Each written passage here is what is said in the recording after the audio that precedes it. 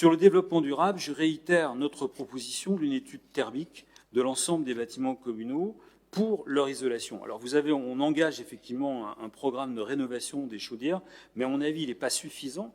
Il doit être corollairement engagé avec des travaux d'isolation des bâtiments. Alors ce qui est marrant, c'est que je note que là, j'ai le bulletin du CIGEF que vous avez distribué. Je vous informe, alors vous avez déjà passé, je crois, un accord avec le CIGEF sur une maîtrise d'ouvrage concernant l'étude thermique en 2018. Je ne sais pas ce qu'est devenue cette étude. En fait, les questions que j'ai posées préalablement ont eu des réponses un peu floues. Alors, je sais effectivement que vous avez un programme de rénovation des chaufferies, mais il faut savoir que non seulement le CIGEF peut réaliser des études thermiques, mais qu'en plus, je le lis là dans le support, qui soutient de manière accrue l'efficacité énergétique des bâtiments, et notamment devenue une priorité nationale, dit le CIGEF. La rénovation énergétique des bâtiments publics et privés suppose une mobilisation sans précédent de la filière et des acteurs publics. Donc, il se propose effectivement de soutenir les villes sur notamment l'isolation des bâtiments. Pour conclure, je formulerai une proposition de création d'un budget participatif, mais j'ai appris qu'on n'était pas les seuls. En effet, donc, par l'usage que les habitants font des services et des infrastructures, ils possèdent une expertise de leur ville. Le budget participatif représenterait donc une fraction du budget général et permettrait la réalisation de solutions concrètes pour l'environnement et la vie sociale. Je pense qu'il ne faut pas limiter d'ailleurs le budget participatif seulement aux investissements. C'est une proposition d'ailleurs corollaire des comités de quartier qui font partie aussi du programme de Saint-Maurice en commun, dont nous proposons une expérimentation parce qu'ils garantissent la démocratie de proximité. Je vous remercie. Excusez-moi, j'étais un peu long, mais c'était important pour débattre des orientations budgétaires pour 2021 et pour les années futures. Merci Claude. Je crois que chacun comprend l'intérêt de ces échanges qui portent sur des questions de fond. Et donc, c'est tout à fait bienvenu et on prendra le temps qu'il faudra. Je ferai juste quelques remarques néanmoins. On peut se retrouver sur le constat qu'il y a un désengagement financier de l'État depuis maintenant une dizaine d'années et les collectivités locales en subissent le contre-coup. La ville de Saint-Maurice, mais également, je n'ai pas eu l'occasion d'en parler, le territoire qui est notre intercommunalité.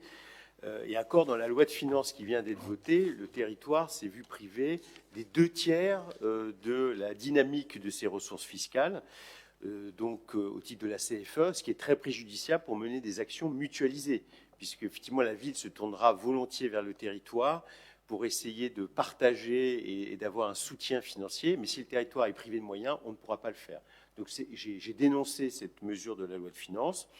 On a failli d'ailleurs être totalement privé de cette dynamique de CFE au profit de la métropole du Grand Paris. Et il y a une concession de dernière minute qui a été accordée. Et donc, seul 1/3 de cette contribution revient au territoire au lieu de 100%, mais on a failli avoir 0. Alors, après, il y a 2-3 sujets où j'ai quand même franchement un désaccord. Je vais me situer au niveau de la ville. La ville montre sa solidarité, notamment auprès des plus vulnérables. Je tiens quand même à dire et à redire fortement que la ville a continué à payer les vacataires alors même qu'ils n'avaient plus d'activité pendant la crise sanitaire. Pourquoi ? Parce que c'est un effort de tous les contribuables de Saint-Maurice. Mais c'était nécessaire car ce sont les plus fragiles, les plus vulnérables, ceux qui ont les revenus les plus limités. Et donc, notre priorité a été de les soutenir, et je pense que ça a été quand même très compris et apprécié, de les soutenir dans ces moments difficiles.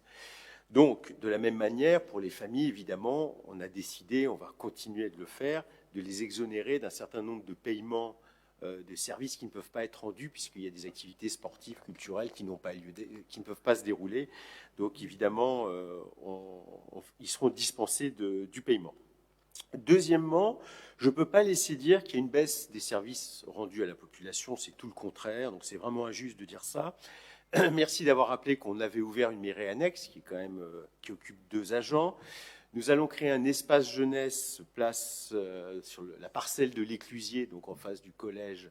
Et donc ça aussi, ça sera un enjeu très important et des frais, des dépenses de fonctionnement, alors même qu'on fait tout pour les maîtriser. Mais pour la jeunesse, nous allons faire cet effort. Sur la transition énergétique, vous avez ce soir en délibération la mise en place de bornes rechargeables pour les voitures électriques. C'est voté ce soir, on ne peut pas dire qu'on ne fait rien. On vous a parlé de la rénovation d'équipements majeurs, centres sportifs, crèche de la Croix, sans parler du cinéma. Donc tout ça, je veux dire, ça doit être pris en considération. On ne peut pas parler d'une baisse, loin de là, des services rendus à la population. En revanche, c'est vrai qu'on est attentif à la dépense, on est attentif à l'organisation, on évite les surcoûts, on met en concurrence, excusez-moi, c'est peut-être un gros mot, mais on met en concurrence des entreprises pour avoir les meilleurs prix. On fait le maximum. Après, sur certaines propositions que fait votre groupe, on peut les regarder. Tu as cité par exemple la bibliothèque Manon. Moi, je pense qu'on a fait les aménagements nécessaires. Philippe Bourdageau en parlera mieux que moi. Enfin, on a mis en place quelque chose de très bien. Alors, s'il faut une dotation supplémentaire pour avoir davantage d'ouvrages, ça peut être fait. Maintenant, ça sera discuté dans le cadre du budget. Je ne pense pas que ça soit à l'échelle des orientations budgétaires sur 3 ans. Alors, comment fait-on pour avoir des baisses de charges ?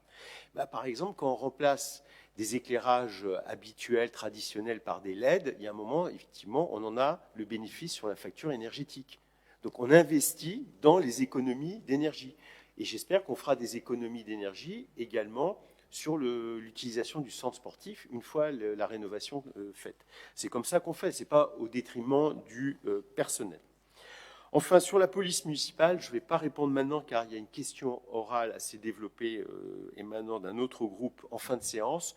Donc si vous le voulez bien, je trouve que c'est plus cohérent de réserver mes observations à ce moment. S'agissant de l'ancienne annexe de la Poste, devenue mairie annexe, pour celles et ceux qui ont pu visiter ce lieu, donc j'avais organisé avec l'appui de la Direction Générale des Services et de Cédric Damien qui est en charge 2 visites. Bon, vous n'avez pas pu vous rendre disponible. Vous pouvez, sans être dans le cadre de ces visites, vous rendre à la mairie annexe et voir les lieux. Vous verrez qu'il n'y a pas de possibilité d'y faire une maison des associations. Le lieu est extrêmement contraint, il n'est pas du tout adapté. Je n'ai pas besoin de surargumenter, il suffit que vous vous rendiez physiquement sur les lieux, vous puissiez les visiter, c'est porte ouverte aux élus, bien entendu, et vous vous rendrez compte qu'on ne peut pas annoncer aux Mauriciennes, aux Mauriciens qu'on va leur proposer là, à cet endroit, une maison des associations ou un cadre particulier, car le lieu ne s'y prête absolument pas. Je fais confiance dans votre bonne foi aux uns et aux autres, et donc vous le reconnaîtrez certainement. En revanche, sur le parcours résidentiel, là, on va se retrouver, car nous partageons cette analyse. Nous considérons effectivement qu'il faut créer à Saint-Maurice, quand une opportunité se présente, il faut créer les éléments pour avoir un vrai parcours résidentiel pour les jeunes, pour les seniors, pour ceux qui sont en logement social. Il y a des outils nouveaux et il y a des opportunités. C'est pour ça qu'on veut une maîtrise foncière forte. C'est le sens de la délibération qui va suivre bientôt. Une maîtrise foncière forte sur les opportunités qui peuvent se présenter, à savoir effectivement le bas Esquirol et Apart City. Donc la ville sera présente. La ville imposera ses choix et on aura l'occasion de rentrer dans les détails, mais sur ce point-là, on se retrouve volontiers. Quant au budget participatif, alors je suis très à l'aise pour en parler parce que nous l'avons aussi proposé dans notre campagne. Donc je vous conseille de relire attentivement cette plaquette qui fait 40 pages. On a quand même beaucoup travaillé et je remercie les colistiers. Et donc, page 37, on a évoqué tout ce qu'on souhaitait faire en termes de démocratie participative, car oui, c'est un sujet d'intérêt, car oui, il y a des choses à faire, même si on est une petite ville au sein de la métropole du Grand Paris, on peut prendre des initiatives. Je ne vais pas vous relire tout ce que j'ai écrit, ce que nous avons écrit et ce qui a été approuvé par les Mauriciennes et les Mauriciens. Mais il y a 3-4 sujets qu'il faut avoir à l'esprit. La création des conseils de quartier, c'est dans notre programme. Si c'est dans d'autres programmes, très bien. Donc on fera ça en bonne intelligence. Nous proposons, et nous y travaillons activement, la création de 5 conseils de quartier avec des citoyens volontaires qui pourront identifier des travaux à faire dans leur quartier et débattre des projets municipaux. Voilà une avancée prochaine. Deuxièmement, nous avons écrit noir sur blanc que nous sommes favorables à une concertation avec la population sur ce fameux PPI, le programme pluriannuel d'investissement, au moins pour toute la partie voirie et espace public. Donc il y aura une concertation qui sera faite. Je n'en connais pas les modalités, on en discutera ensemble, collectivement, et on essaiera de trouver le meilleur moyen d'associer les habitants à cette problématique. Nous allons créer prochainement un conseil des jeunes, on va dire des jeunes adolescents et jeunes adultes, qui doivent être considérés comme des forces de proposition, que nous ne touchons pas aujourd'hui, puisque le conseil des enfants s'arrête au niveau, on va dire, 6e, il y a quelques exceptions, mais il faut pouvoir échanger de manière un peu organisée, responsable, avec les jeunes adolescents et les jeunes adultes. Et puis enfin, nous allons étendre le challenge citoyen que nous avions mis en place, qui a été suspendu pour l'édition 2020, mais qui est une démarche intéressante et qui, je rappelle, permet à chaque citoyenne, citoyen ou groupement ou association de faire des propositions soutenues par la ville, par une subvention et puis par un accompagnement technique et financier. Tous ces chantiers sont en cours, donc oui, sans complexe, sans problème. À la démocratie participative, ce n'est pas un sujet qui nous opposera. Voilà, j'espère avoir répondu de la manière la plus complète possible. Est-ce qu'il y a d'autres observations? Sinon, Non, Claude Nicolas. Simplement sur la maison des associations. Effectivement, moi, je n'ai pas visité le solde, on va dire, du local de l'ex-bureau de poste. Pour autant, il me semble quand même que la vie associative à Saint-Maurice est suffisamment, comme dans pas mal de communes, est suffisamment importante pour qu'on puisse se consacrer à l'objectif de créer une maison des associations et donc du coup trouver un équipement qui serait approprié, quoi. Et j'ajoute que ce qui serait bien d'ailleurs, c'est de concerter ces associations pour connaître leurs besoins. Voilà.